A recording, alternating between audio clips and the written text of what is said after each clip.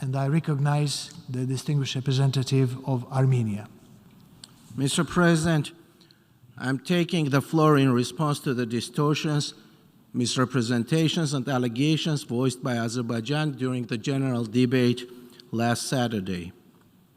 The statement of Azerbaijan, containing a number of fabricated legal, historical, political narratives and blatant disinformation, was yet another attempt to distract the attention of the international community from the continued policy of use of force and threat of force to achieve its expansionist goals in our region. The latest military offensive unleashed by Azerbaijan earlier this month targeted the eastern and southeastern regions of Armenia, causing more than 200 deaths, including among the civilian population. At least 20 servicemen were captured. Around 8,000 people, mostly women, children, and elderly, are temporarily displaced. In flagrant violation of the Geneva Conventions and international humanitarian law, Azerbaijan has captured, tortured, and killed a number of Armenian service personnel, among them several women who were exposed to most despicable barbarities, including sexual assault, violent murders, and mutilations. The atrocities have been video recorded, cheered, and extensively celebrated over social networks in Azerbaijan. The massive amount of disturbing evidence pointing to the criminal conduct by Azeri military is undeniable. It is ever more imperative that all acts of atrocities be fully investigated and perpetrators be brought to justice. Against the backdrop of brutal, senseless, and completely unjustifiable violence unleashed against Armenia and the Armenian people, hearing Azerbaijan's foreign minister flatly misstate from the General Assembly's rostrum that his country took adequate measures to neutralize threat against its sovereignty, and that the armed forces of Azerbaijan demonstrated utmost restraint and professionalism, unquote, is nothing short of ludicrous. For all the talk about provocations, threats, or any other pretext that country has been trying to fabricate to justify the unjustifiable, the fact remains that there has been no actual armed attack by Armenia against Azerbaijan. Mr. President, at the emergency meeting of the UN Security Council convened on the 15th of September upon Armenia's formal request, we heard the calls of the Council members who have been loud and clear. The strikes inside the territory of Armenia are unacceptable. All military forces must urgently return to their initial positions, and a complete ceasefire must be unconditionally observed and respected. The Council members were unanimous in their appeals. There can be no military or violent solution to the conflict. 12 days after the Security Council meeting, Azerbaijan is yet heed to the appeals of Council members. The Azeri troops continue to remain inside the territory of Armenia. The POWs are still in captivity, and military buildup continues on Armenia's frontiers. We note with utmost concern that Azerbaijan's latest attacks have only come to demonstrate that in the absence of proper accountability measures, policies of aggression are likely to continue and increase. This must be stopped and condemned at all levels. We heard the Minister of Azerbaijan say that the conflict resolution efforts under the auspices of the Organization for Security and Cooperation in Europe yielded no results. While we understand that blaming the mediation format has been and continues to be the convenient modus operandi for Azerbaijan, the truth is that for many years, Azerbaijan has been consistently rejecting proposals for diplomatic settlement in blatant disregard towards its preeminent obligation to strictly adhere to the principles of non-use of force or threat of force and the pacific settlement of disputes as prescribed by the United Nations Charter. Instead, it sought to push for a deceptive, victim-blaming narrative as a purported justification for its long-standing objective to resolve the conflict by force and not through peaceful means.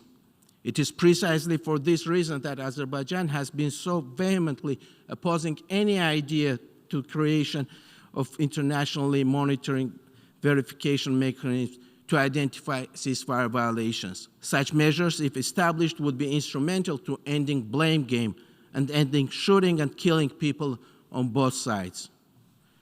Mr. President, the claims that Azerbaijan resolved Nagorno-Karabakh conflict by force and the attempts to erase the very name of this Armenian populated land are demonstration of something that attests to a profound crisis, a crisis of reason, of intellect, and of the humanity, revealing instead nothing short of policy of ethnic cleansing and clear genocidal intent. I am compelled to recall that it was precisely for such policy and that type of intent that the conflict erupted at first place, when the peaceful human rights aspirations of the people of Nagorno-Karabakh were met with mass violence and pogroms of the Armenian population in Sumgait in February 1988, and in Baku, Kirovabad, and other cities in early 90s. Hundreds of Armenians living in Azerbaijan were killed, tortured, and maimed. Hundreds of thousands were deported.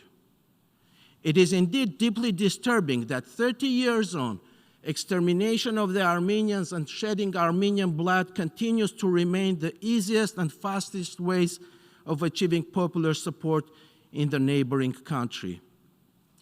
We heard the Azerbaijani minister say that Azerbaijan is resolute to reintegrate its citizens of Armenian origin residing in conflict-affected territories into its political, social, economic space, guaranteeing the same rights and freedoms with all citizens of Azerbaijan. Well, we all are aware in which rights and freedoms are guaranteed in Azerbaijan, whose human rights record is well known to the world. Just to recall a few rankings related to democracy and human rights in the neighboring country. According to the Press Freedom Index by Reporters Without Borders, Azerbaijan is ranked 154th and qualifies as a country where the entire media sector is under official control. Freedom House qualifies Azerbaijan as not free in its report on global freedoms, and as well as Freedom on the Net report. Needless to recall the high-level corruption practices in Azerbaijan that has been periodically reported by the Organized Crime and Reporting Project as part of the Global Anti-Corruption Consortium.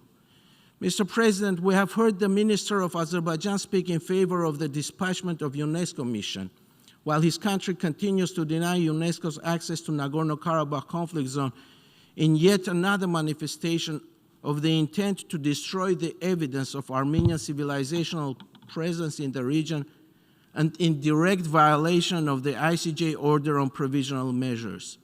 This policy follows Azerbaijan's well-known pattern of committing cultural genocide, similar to the one perpetrated in the period of 1997-2006, when thousands of Christian Armenian monuments were intentionally destroyed and razed to the ground in Nakhichevan.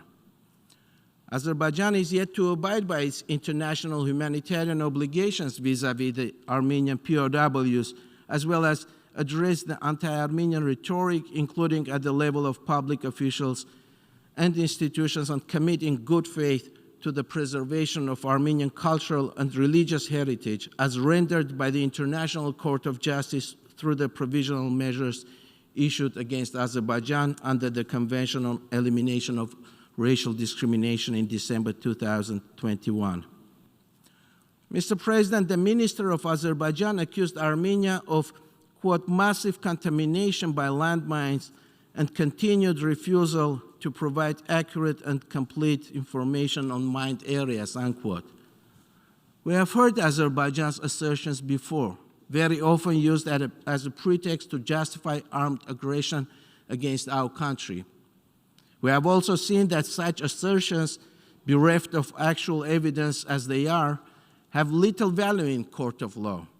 As Armenia explained at the International Court of Justice while addressing a similar accusation last year, for decades Armenia strived to complete a comprehensive demining process. However, Azerbaijan persistently blocked all such humanitarian efforts. Armenia had a long record of working with the Organization for Security and Cooperation in Europe, OSCE, on demining-related activities, including through the OSCE office in Yerevan.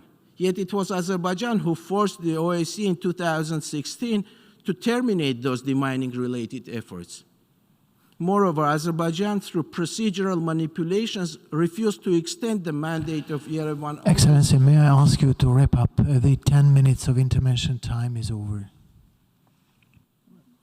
Yeah, I'm wrapping up. Thank you, Mr. President. Armenia will continue to appeal to the United Nations and its respective bodies, as well as to the relevant international actors, to stand up to their responsibility for the maintenance of international peace and security, and to resolutely condemn Azerbaijan's criminal attacks against the territorial integrity of Armenia and its people, to call for unconditional withdrawal of its troops from the territories of Armenia, and for immediate repatriation of all prisoners of war and other detained persons, and to uphold the norms of international law and the values of peace and humanity. Thank you. Thank you. I call now on the distinguished